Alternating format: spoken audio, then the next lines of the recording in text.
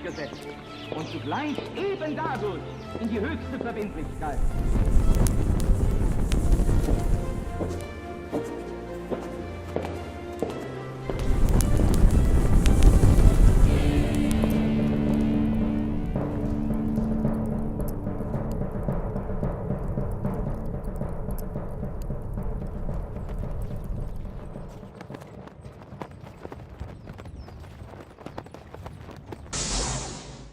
Sean todos ustedes muy bienvenidos a una nueva entrega, a una nueva emisión de este programa que se llama La Brújula y que se transmite por Conclusión TV, de quien ya somos miembros, somos parte, somos una gran familia con TLB1, así que siempre agradecidos de que nos hayan abierto las puertas de sus estudios para poder compartir este programa que ya hacemos bastantes años tenemos en nuestro haber y que estamos pronto a un año, poco más de un año, desde ser una década, por lo menos que empezó, con alguna interrupción en el medio. No son 10 años corridos de La Brújula, pero que ya hace casi 10 años que tuvo su primera emisión allá por los estudios de TLB1 y que hago con un amigo Pablo Davoli, a quien presento y saludo con un apretón de mano. ¿Qué decís? Buenas tardes. Todo bien. Bueno, muy bien. Este programa, como lo hemos hecho desde el principio, se consagra a la Virgen de Schoenstatt, a la advocación de Schoenstatt, madre, reina y educadora de Schoenstatt, la Mater ter Admirabilis, la 3 veces admirable Virgen de Schoenstatt. Siempre nos ponemos bajo su manto de protección y amparo para esta empresa, para esta campaña que hemos decidido llamar La Brújula. Pablo, bueno, contento también por las repercusiones del último programa, temas delicados, temas que invitan a un pensamiento, a cavilaciones profundas sobre la materia, que siempre son insuficientes en los tiempos televisivos, pero que, bueno, abren, como siempre este programa intenta hacerlo, disparadores. Efectivamente. Para que luego quien nos mira del otro lado pueda ir a investigar por sus propios medios y buscar constatar con sus propias fuentes. Siempre decimos que no nos crean. Totalmente. ¿No? Que busquen, investiguen con su propia. De hecho, antes lo decíamos al final de cada en una época al final de cada programa. Sí. Era no nos crea, corrobórelo por su propia cuenta, saque sus propias conclusiones y haga algo bueno al respecto. Sí. También para evitar quedar en una actitud meramente teórica, ¿no? O sea, de que tenga también alguna repercusión en la práctica. Efectivamente. Creo que los cambios se motorizan de esta manera. Pablo, bueno, hoy tenemos que volver un poco a revisar algunos de los episodios históricos, más que a revisar, a sacar a la luz algunos de aquellos acontecimientos que quedaron opacados por la historiografía oficial, por los relatos hegemónicos de la historia universal, y lo hacemos con un motivo de base, y esto lo quiero aclarar previamente, es que estoy viendo, siendo que nosotros somos de un país austral que ha tenido siempre una situación entre dependencia, lucha, pujanza con el imperio angloamericano, es decir, podemos incluir a los dos lados del Atlántico, es decir, con el imperialismo inglés tenemos cuentas pendientes que van desde épocas pretéritas hasta la misma gesta de Malvinas, de la que tanto hemos hablado y que siempre reivindicamos el heroísmo de nuestros compatriotas que dieron la vida por nuestro suelo, por nuestra tierra y por nuestra alma patriótica.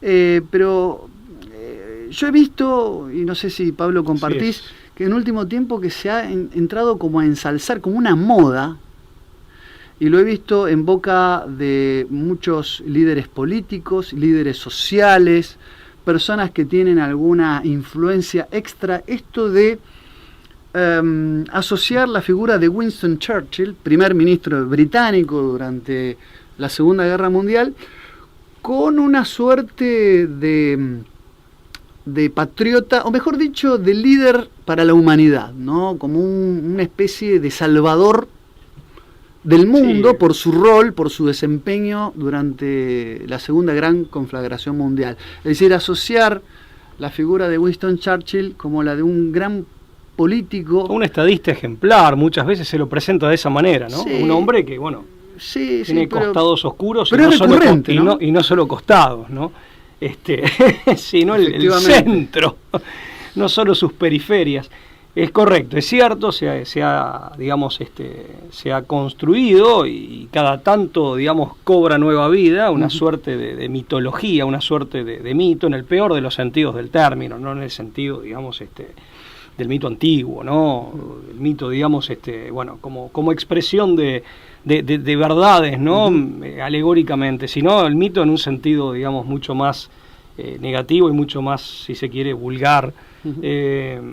Por eso digo que es en otro sentido de la palabra, pero ciertamente que en ese otro sentido de la palabra mito se ha construido una suerte de mito y de mito artificial que tiene mucho, en definitiva, de propaganda. Es una construcción, en términos politológicos, técnicos, propagandística, ¿no?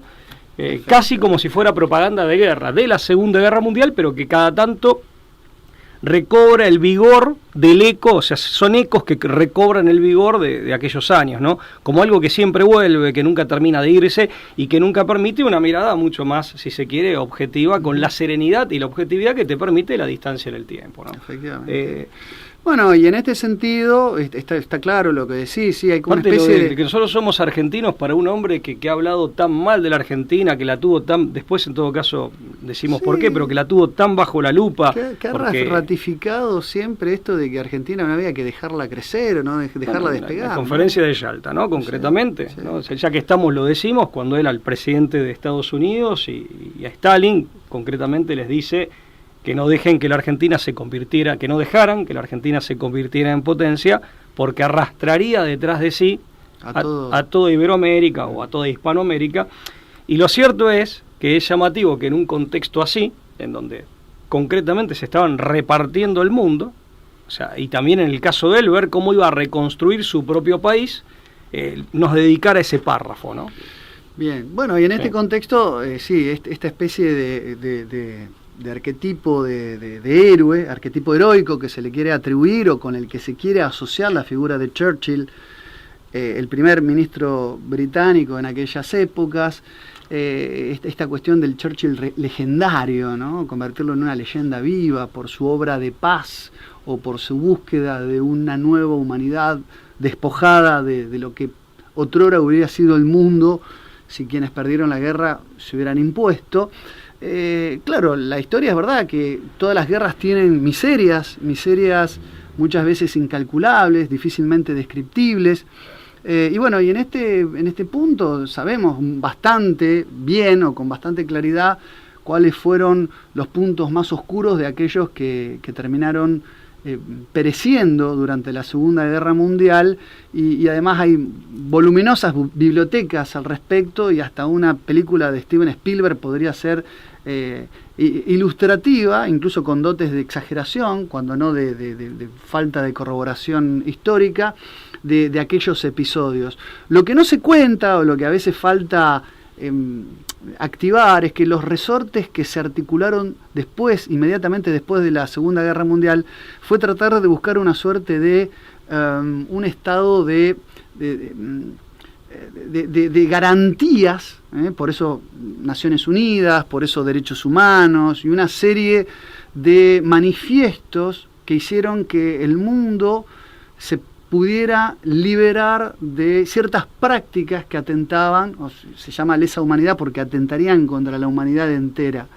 Y en este sentido quedaron fuera, sí, ¿no? Y porque hacen injuria a la condición humana. A la condición humana en su totalidad y en su plenitud. Constituyen, ¿no?, un agravio a la condición humana y su dignidad, claro. Bueno, y la verdad es que quienes salieron triunfantes de la Segunda Guerra Mundial, me refiero a las potencias que salieron triunfantes, mientras que se hacían eco de promover este aparataje, este andamiaje jurídico, ¿no? Y convertirse en garantes de esta nueva moralidad que se gestaba en Naciones Unidas, se encargaron con la otra mano y a hurtadillas a realizar prácticas que podríamos decir iban a contrario sensu, en la dirección diametralmente opuesta. De su propia prédica. Sí, hay un gran cinismo. Bueno, creo que también tiene que ver, ¿no?, con esto de agigantar esa figura artificialmente, tiene que ver también, y de renovar esta hiperinflación con el tiempo, con encubrir. Efectivamente. O sea, es generar un destello que de alguna manera impida ver y estigmatice a todo aquel que quiera revisar, si pero este tipo realmente fue tan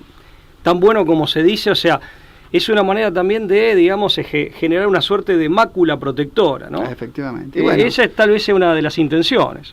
Muchos de esos episodios a los que nos estamos refiriendo, que han quedado silenciados, ocultados bajo la alfombra, enrojecida por la sangre de tantas personas muertas durante aquellos años tan duros para la humanidad, muchos episodios hoy no se pueden ocultar. Hiroshima, los campos de concentración de los prados del Rin, campos aliados, las cientos de miles de mujeres alemanas violadas por el ejército rojo, no con la anuencia, por orden del Kremlin. Solo en Berlín. Solo en Berlín. 150.000 solo en Berlín. Bueno, muchos episodios en la Rusia comunista, en los gulags. Bueno, tenemos a Alexander Solzhenitsyn cuando escribe El archipiélago gulag, que muestra después también todas esas miserias. Y llegamos también a Churchill, ¿no? Con sus bombardeos del terror.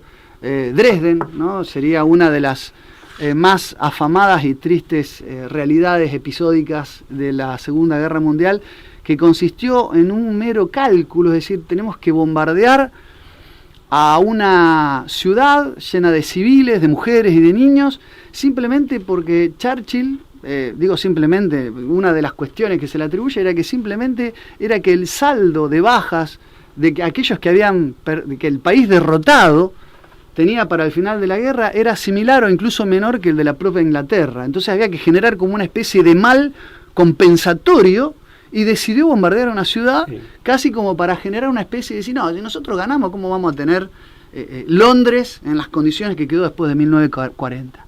Y fue y ordenó un bombardeo a una ciudad absolutamente innecesario y absolutamente desprovisto. No era un blanco bélico, no tenía ninguna importancia militar, y de hecho era ciudad abierta, por eso estaba poblada principalmente por niños, ancianos, mujeres, y en realidad, en definitiva, ese bombardeo de Dresden se inscribe en toda una política que tiene su origen, o sea, Churchill asume el 10 de mayo del 40, exacto. Que aparte, permitime hacer esta pequeña observación, ¿no? Vos decías, se lo asocia con la paz, pero en la Inglaterra de su época, por contraposición a Sir Neville Chamberlain, se le decía a Churchill el primer ministro que lo antecedía, claro, ¿no? Se le decía a Churchill que él lideraba o era uno de los principales exponentes del partido de la guerra. Se le llamaba así antes de que la guerra comenzara. Aquellos que privilegiaban el conflicto bélico a la diplomacia. Porque, ¿no? De hecho, incluso, efectivamente, de manera que ahí ya hay una gran, si se quiere, mentira, o como mínimo una gran contradicción entre lo que se decía entonces, sus propios compatriotas, y lo que se ha dicho con posterioridad.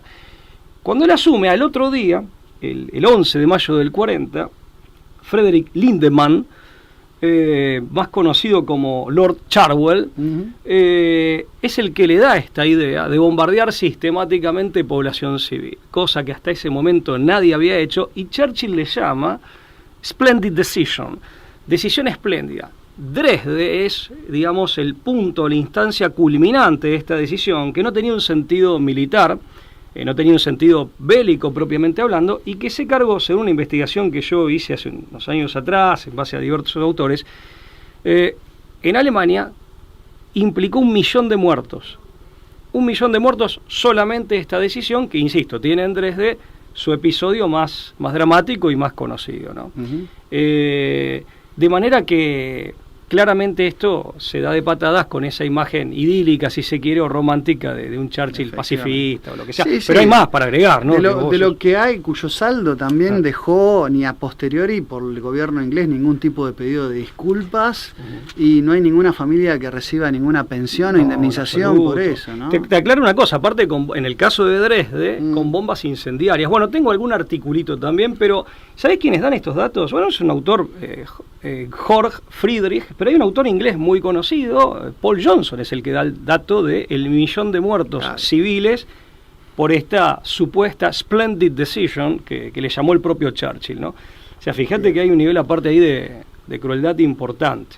Bien, pero tenemos que ir al nudo gordiano de esta entrega de La Brújula, que es contar, porque en última instancia Dresde... ¿Por qué decimos todo esto? No, porque es un introito interesante, primero para contextualizar otras acciones que vienen en sintonía o que se vienen a alinear con esto que queríamos un poco exponer y presentar, poner sobre la mesa, que es uno de los capítulos no contados, uno de los más cuestionados y menos explorados, que yo lo descubrí a través justamente de un libro que revisa cuestiones secretos de la Segunda Guerra Mundial, de Jesús Hernández, un libro muy recomendable, que además es un tipo, el autor, digamos, bastante imparcial, que no busca con esto hacer un revisionismo a que se le pueda atribuir algún tipo de direccionamiento. Sí. Toma elementos que... Sí, o de simpatía con el otro bando. No, digamos. exactamente. Claro, o sea, no la tiene. No, él busca poner sobre la mesa episodios ocultos poco esclarecidos o que salieron digamos, muy posteriormente cobraron luz pública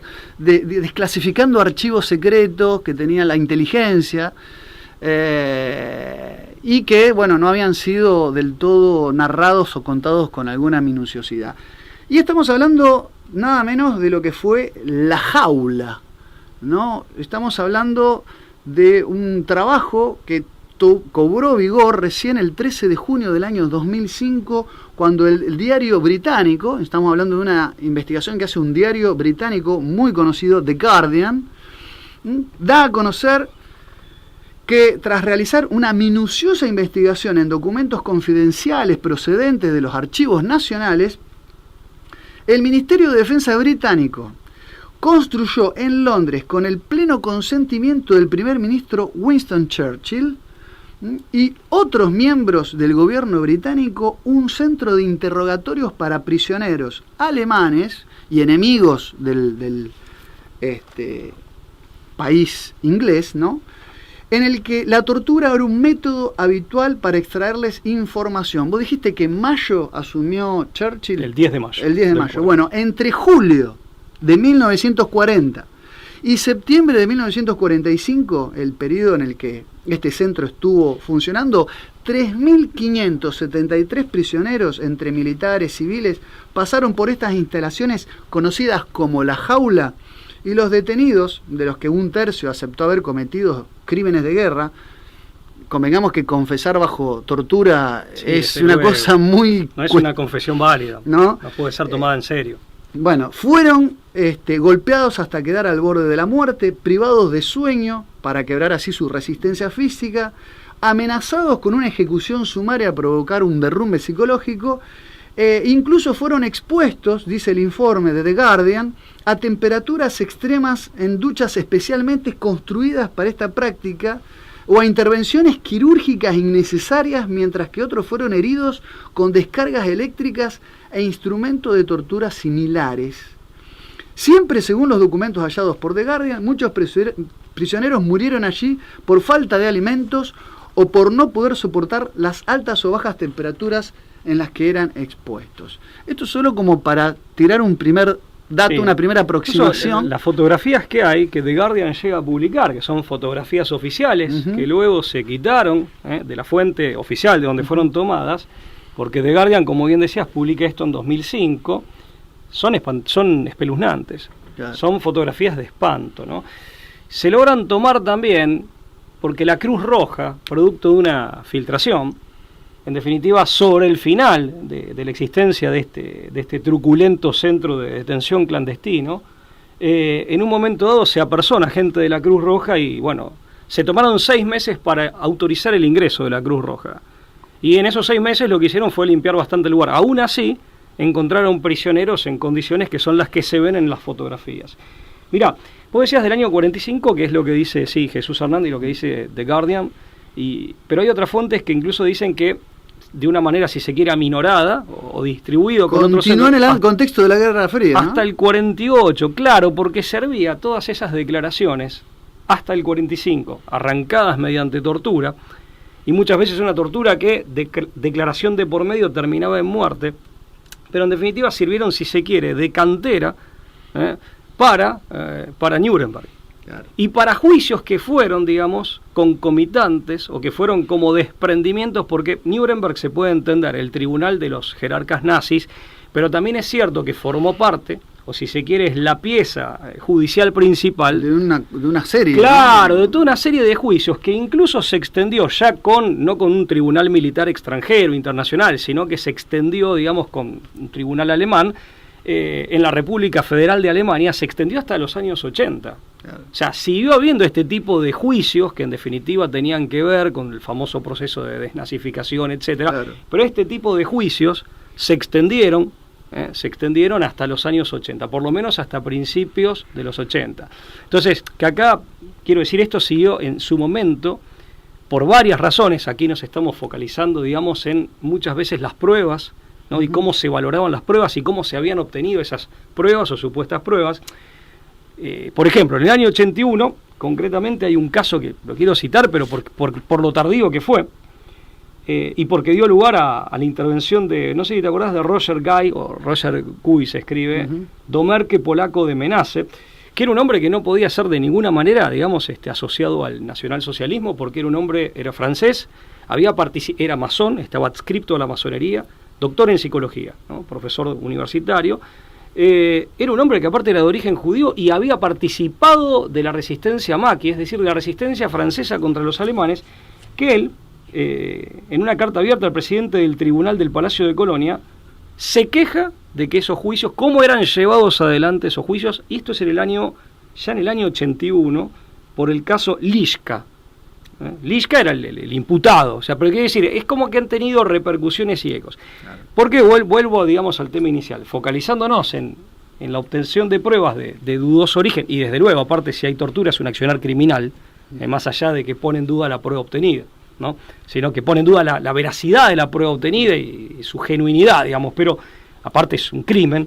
Este tipo de críticas, ¿no? Este tipo de pruebas o de elementos se esgrimieron en juicios y durante mucho tiempo más, claro, más allá de la guerra. Está claro que lo que hubo fueron maniobras de ocultamiento. Vos mencionabas el silencio, la complicidad de la Cruz Roja, ¿no? Que siempre se articuló como una especie de órgano veedor y de observancia, estaba una especie de peldaño desde la observancia de los métodos utilizados en el contexto de la guerra. De hecho, supervisó también el famoso campo de concentración de Theresienstadt, que los alemanes habían armado como una especie que parecía un country privado para mostrarlo a la Cruz Roja, ocultando otras realidades como podría ser Auschwitz, Majdanek o Dachau. Pero claro, la Cruz Roja sabía de esto. Vos decís, se filtraron fotografías, efectivamente. Las fotografías se obtienen una vez que se hace la visita, claro. Pero la visita, digamos, la visita se produce producto de una filtración. Claro, que a Cardel le llaman la atención, digamos, a quien presuntamente filtró. Bueno, no me quiero adelantar, seguramente lo vas a citar a Alexander Scotland, claro, que era el militar retirado que ponen a cargo.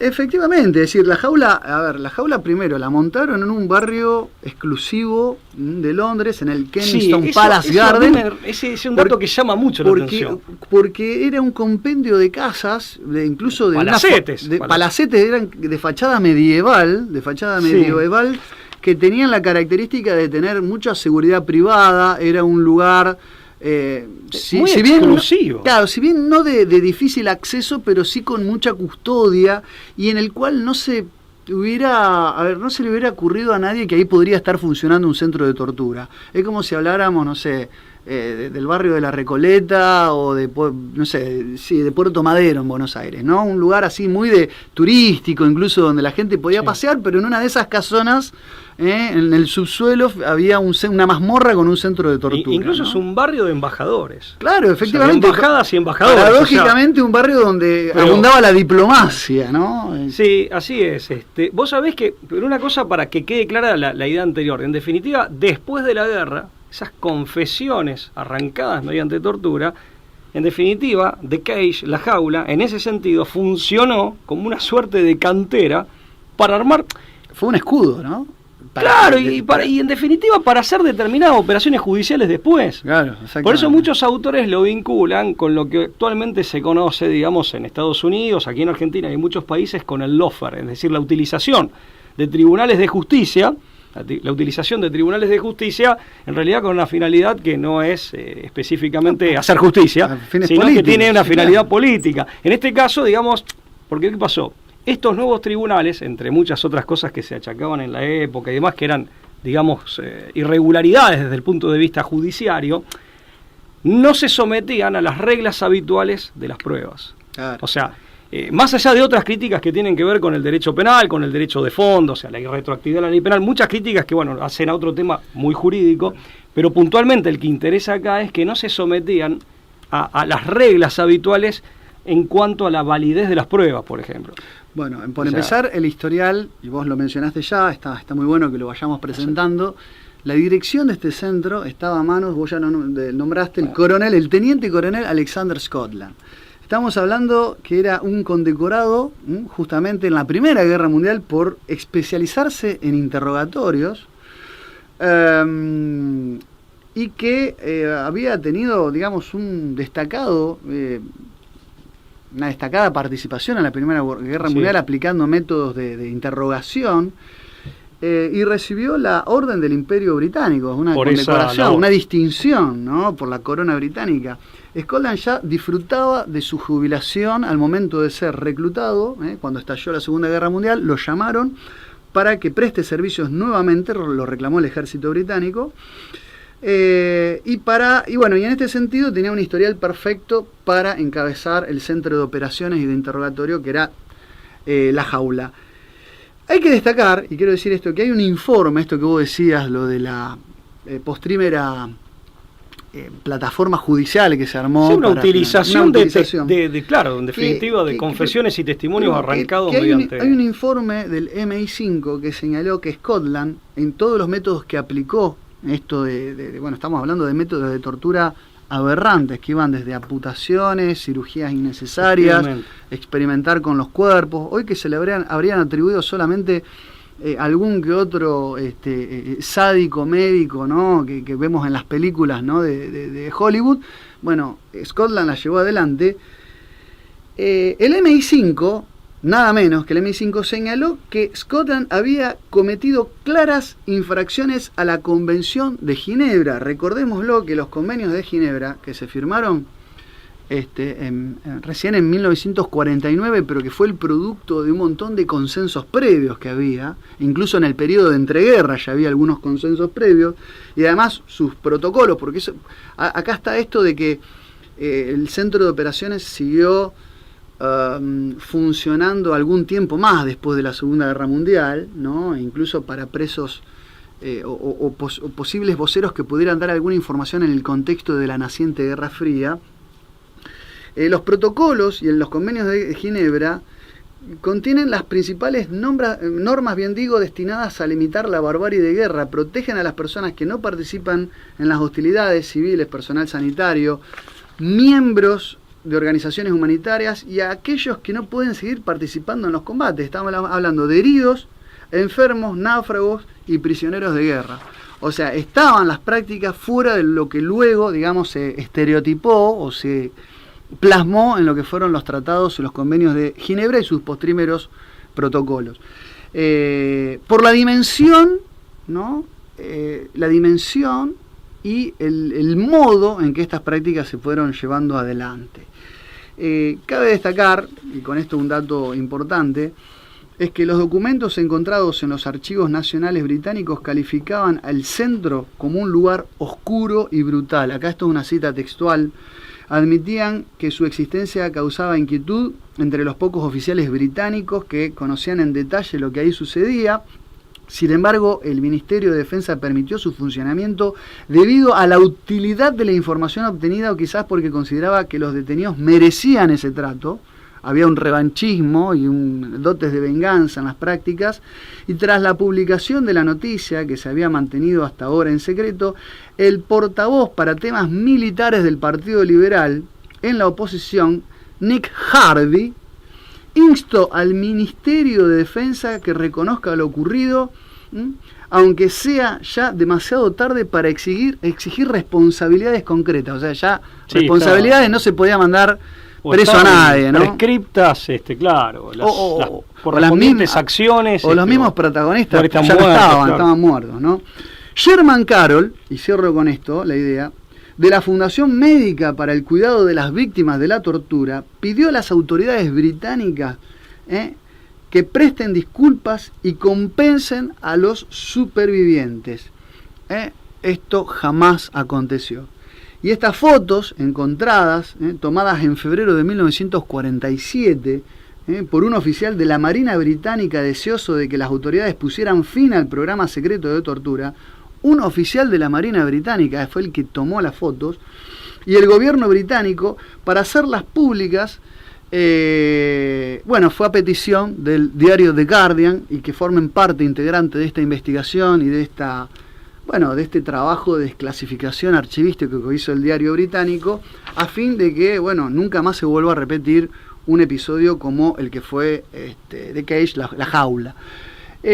Una cosa me parece a considerar, y quiero hacer énfasis en esta cuestión, este doble estándar con el que se evaluaron los acontecimientos, aquellos acontecimientos que obviamente trajeron mucha miseria para millones de personas durante la Segunda Guerra Mundial.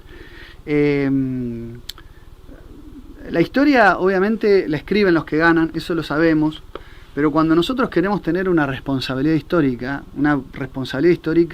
sobre aquello que realmente atenta contra la humanidad entera, de ahí viene esa humanidad, a la condición humana, como vos bien dijiste, en su totalidad, su completitud y su plenitud, no podemos obviar o no podemos hacer caso omiso a estos episodios. Revisar la historia implica, cuando ya hablamos en un episodio de La Brújula acerca de lo que era revisar, el revisionismo serio de la historia, y lo que no podemos hacernos es eco, ¿no?, por modas y demás, de estos endiosamientos, estos discursos apoteóticos de personajes que han mostrado... Que son discursos maniqueos también, que han demostrado, exactamente, que han demostrado una y otra vez que no merecen estar en el pedestal de los garantes de la paz mundial. Que de hecho, a ver... han hecho mérito para lo contrario, me parece. En definitiva, por lo menos en casos así, sí. Aparte hay una cuestión, no lo vamos a responsabilizar a Winston por los pecados de sus antepasados, pero, por supuesto. Pero en definitiva él también termina abonando, si se quiere, lo que parece ser, no sé si una tradición familiar, pero sí por lo menos lo que reconoce antecedentes en sus propios antepasados. Es que él,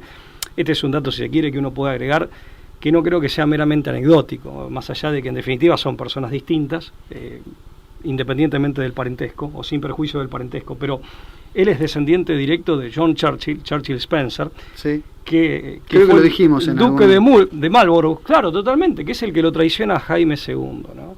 Es el que lo traiciona a Jaime II.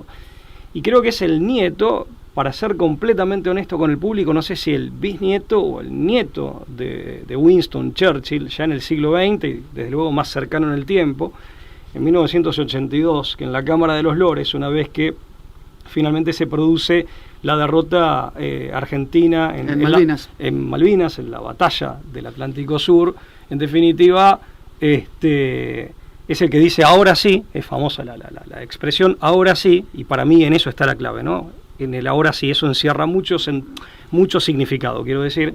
Ahora sí, el punto culminante de un proceso, claro, porque aparte demuestra que él lo contextualizaba históricamente. Dice, ahora sí a la Argentina hay que revolcarla en el fango de la humillación. Por eso también llama la atención que, en definitiva, un personaje, pues está bien, acá sería el nieto o bisnieto, ¿no? Pero con estos antecedentes y con estos descendientes, y el personaje en sí con sus propias sombras, pero lo que decís, se lo Pablo, endiose, sobre todo en un contexto como el argentino. Pero esta genealogía que traes a colación, Pablo, me parece muy pertinente, porque uno no le puede endilgar a Winston Churchill los delitos del duque de Marlborough. Claro, pero no me parece que sea totalmente fuera de lugar ver de por qué Churchill venía de una tradición que adscribía al partido de la guerra, por ejemplo, claro, totalmente, que tenía una connotación imperialista beligerante, cuasi totalitaria, y que miraba a la Inglaterra como ese articulador del concierto europeo, a fuerza de sus cañones, no de su diplomacia, precisamente. Sí, aparte, ¿no? encima de una manera particularmente cruel. O sea, lo que hicieron, por ejemplo, las tropas británicas en 1806 y 1807 con la población civil en Buenos Aires, que fueron repelidos finalmente por nuestros antepasados, por nuestros compatriotas antepasados, claro, tal cual. Pero, a ver, no dejaron sevicias sin cometer. O sea, eso es algo que también queda olvidado. Ahora, también hay que decir, como muy bien señalabas vos, por eso digo evitar esas lecturas maniqueas y absolutistas, que también había gente dentro de un mismo bando, en este caso, dentro de, digamos, concretamente del bando, por así decir, no solo aliado occidental, sino inglés, que responden ante esto, ¿no? Yo quería citar, por ejemplo, anglo-norteamericano, si se quiere. Así como estuvo esa filtración que dio finalmente, o sea, que puso a la luz o que hizo trascender la existencia de este horrible establecimiento de detención clandestina, hubo gente, por ejemplo, que se ha encargado en su momento, que denunció estas cosas, ¿no? Por ejemplo, cuando los juicios de Nuremberg estaban teniendo lugar, yo comentaba la cuestión probatoria, o sea, me voy a explayar brevemente a qué me refiero, fundamentalmente más allá de otras cuestiones jurídicas que en la época se planteaban, ¿no? Respecto de competencia, de la irretroactividad de la ley penal, etcétera, de la falta de un tipo penal preestablecido. Son todas cuestiones jurídicas muy importantes que en su momento fueron planteadas en todos los bandos. No es que solamente aquel que era imputado la planteaba, sino que del bando acusador, por así decir, o el bando ganador de la guerra también se planteaba, hubo gente que las planteaba. Pero en lo probatorio específicamente, que es lo que atañe a este programa, a ver, se condenó a muerte muchas veces con una insuficiencia probatoria pasmosa. Por ejemplo, solamente sobre la base de una confesión que estaba sospechada o denunciada de haber sido arrancada mediante tortura, sea en The Cage o en otro lado. O sea, se le interrumpía, no había posibilidad de seleccionar al abogado, no había paridad, o sea, se le interrumpía al imputado el uso de la palabra cuando el fiscal quisiera, había selectividad en cuanto a la admisión de testimonios, no había reglas comunes para decir cuáles son las reglas o las pautas comunes para impugnar a un testigo que sean comunes a todas las partes.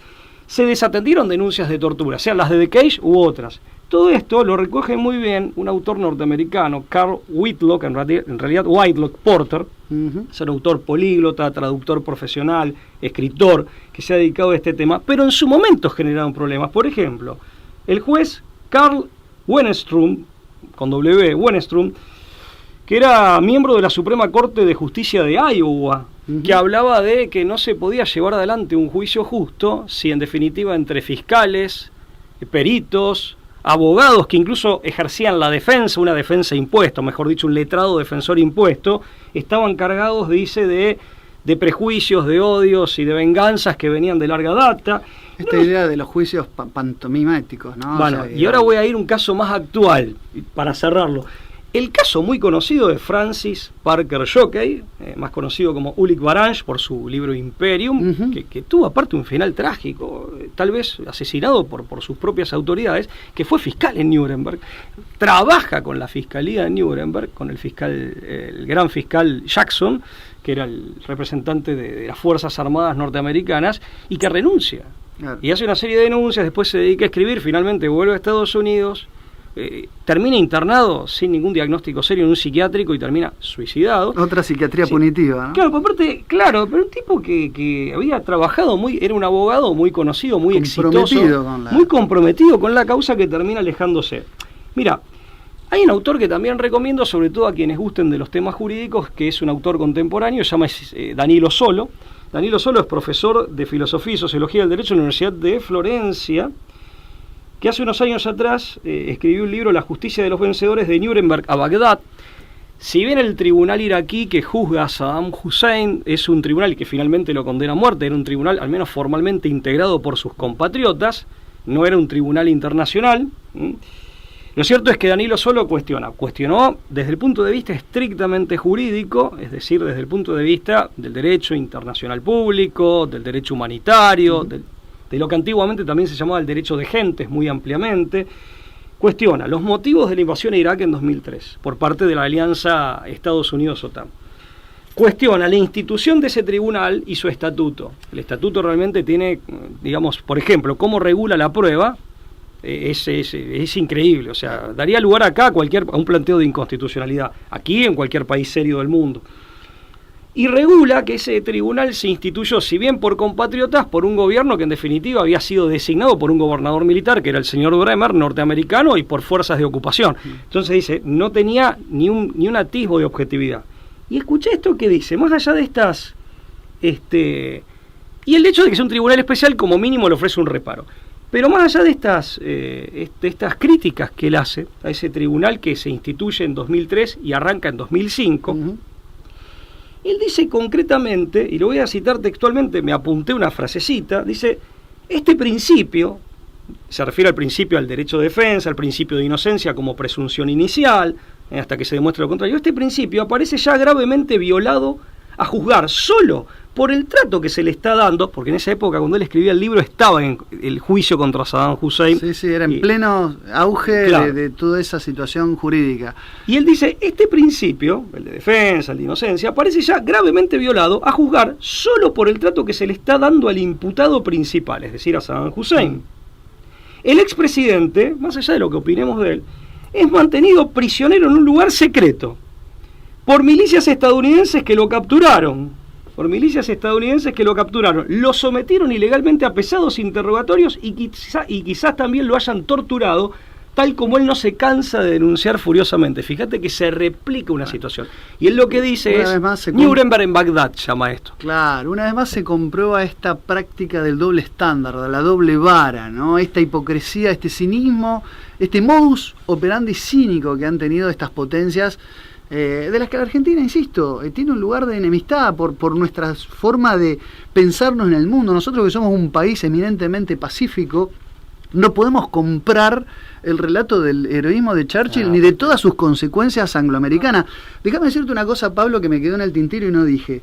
Perdón, de los 3.000, pero quiero decir, volviendo a la jaula, un dato que corrobora esto que vos viene a colación y a cuento de lo que vos venís diciendo de lo que fue el juicio a Saddam Hussein. De los 3.573 prisioneros que pasaron por la jaula entre el año 40 y el año 44, el año 45,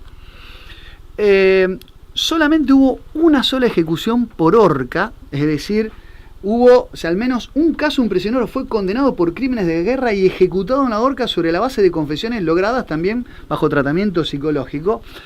Pero todo indica, según el informe de Guardian, como, digamos, 1/3 de las confesiones fueron arrebatadas a fuerza de se usaron en otros juicios contra otra gente. Exactamente. Pero parece ser que esta única muerte, descontextualizada de todos los otros reos que murieron por condiciones inhóspitas del lugar, por hambre, inhumanas. Es decir, las condiciones infrahumanas que tenía este calabozo, esta mazmorra, esta fortaleza infernal, este reducto infernal para mantener a los prisioneros de guerra, parece ser que es muy probable que esta ejecución haya tenido justamente una función de terror psicológico, que haya sido una ejecución artificialmente pensada para infundir el terror psicológico, de cuyo consecuencias se extraería la ejemplificación de lo que le pasaría a aquellos otros que no confesaran. Es decir, también hubo una tortura psicológica muy grande a partir de este único caso que parece aislado de ejecución por horca. Y déjame decirte algo, Pablo, y con esto vamos cerrando por una cuestión de tiempos.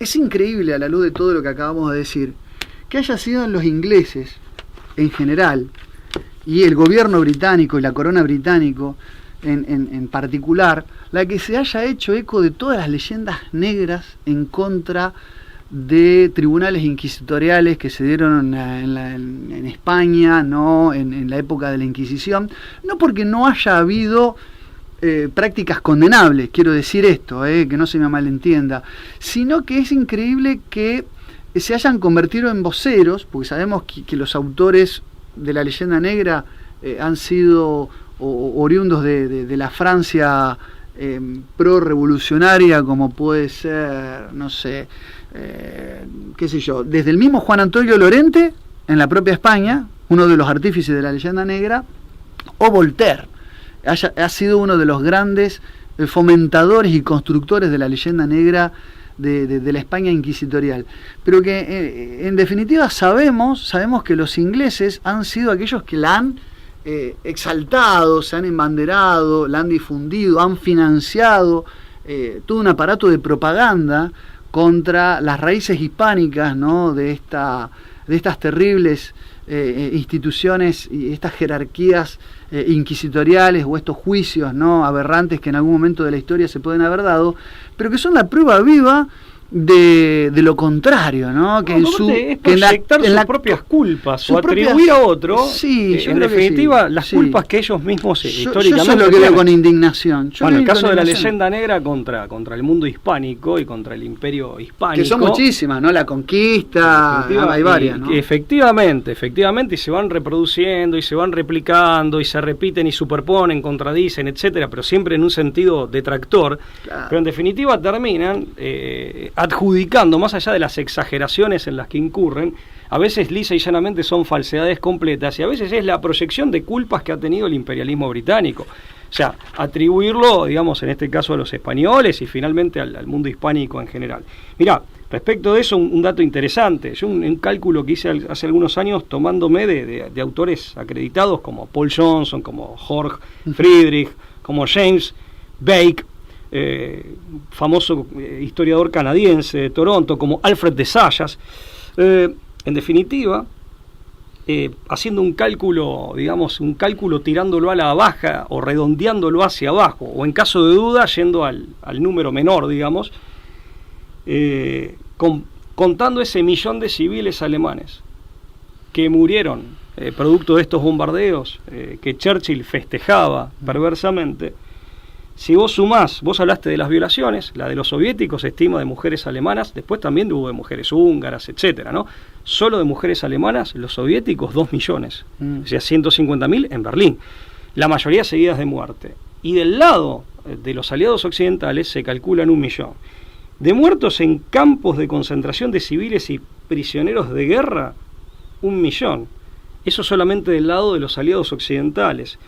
Y 2 millones a 3 millones, solamente entre el 45 y el 36, de la gente que fue expulsada de las provincias orientales alemanas, que fue expulsada y reducida a esclavitud y muchas veces trasladada a Siberia. Más la directiva de la Junta de Comandantes en Jefe, la directiva JCS es la sigla en inglés, 1067 del lado occidental, cuya ejecución estuvo a cargo no de Patton, que era un gran hombre, y que muere en circunstancias dudosas también por denunciar este tipo de cosas, sino estuvo a cargo de Eisenhower, implicó, según Alfred de Zayas y según James Bake, autores del mundo anglosajón, entre 9 y 13 millones de alemanes muertos. Te da un total como mínimo de 15 millones de muertos, civiles y prisioneros de guerra. En definitiva, y para cerrar, más allá, porque esto ya nos deja enmudecidos a todos. Yo en esto, si uno tuviera que resaltar algo breve, algo, digamos, breve pero contundente y de esto tan monstruoso, extraer alguna conclusión, es decir, mira, la verdad nunca tiene bandos. Y en esto aparte, como decía San Agustín, entre muchos otros, la justicia, así sea justicia en la memoria histórica, la justicia, la que hacen los tribunales, la del trato social y la de la memoria histórica, la justicia, que es una, solo puede apoyarse sobre la verdad. Claro, en una época de posverdad, pero que es la nuestra, la justicia requiere de la verdad como supuesto necesario. Sin verdad no puede haber justicia, y sin justicia desde luego no hay ni orden ni paz. Y el otro punto que yo destacaría es, vos reconocés a un auténtico hombre que respeta y ama la dignidad humana por cómo trata a sus enemigos. Creo que caracteriza a un hombre, cuando digo hombre obviamente digo ser humano en general, ¿no? Varón o mujer, eso está clarísimo, bueno, por las dudas lo aclaro. Un hombre se distingue o se destaca porque realmente tiene un aprecio genuino y un respeto genuino por la dignidad humana, por la dignidad de la que es portador de la naturaleza humana, no solo por cómo trata a sus amigos, a sus conocidos o a la gente, sino por cómo trata, en particular, por cómo va a tratar a sus enemigos. Creo que esa es una enseñanza que está bueno sacar, ¿no? Adscribo y suscribo a lo que decís. Así que aquel que quiera seguir tratando a Winston Churchill después de lo que acabamos de decir como un prohombre, bueno, tendrá que hacer una evaluación, un examen de conciencia, lo puede seguir haciendo libremente, obviamente. Nosotros no condicionamos el pensamiento, pero que se apoye en la verdad, y la verdad completa.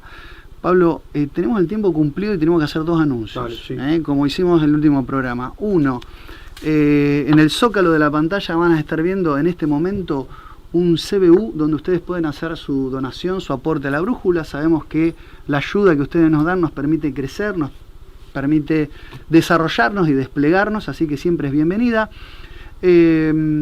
Para el que quiera también, en la página de YouTube de La Brújula, en el margen superior, ¿no? En el margen superior derecho, mirando a la pantalla, está el logo de Patreon, donde ustedes pueden ser mecenas y con tan solo $3 mensuales también contribuyen a que nosotros sigamos dedicándonos más tiempo a esto y no menos tiempo, no nos tengamos que diversificar y generar contenido de mejor y mayor calidad. Así que si les gusta el programa, pueden hacérnoslo saber no solamente con los comentarios y los me gusta, que siempre son muy bienvenidos, sino también con su apoyo por estas vías.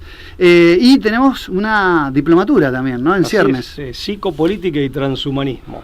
Bien. Así que esta diplomatura, de cuyo plantel docente formamos parte Lucas Carena y quien les habla, y también los profesores españoles Felipe Botalla, Javier Nicolás, y el profesor peruano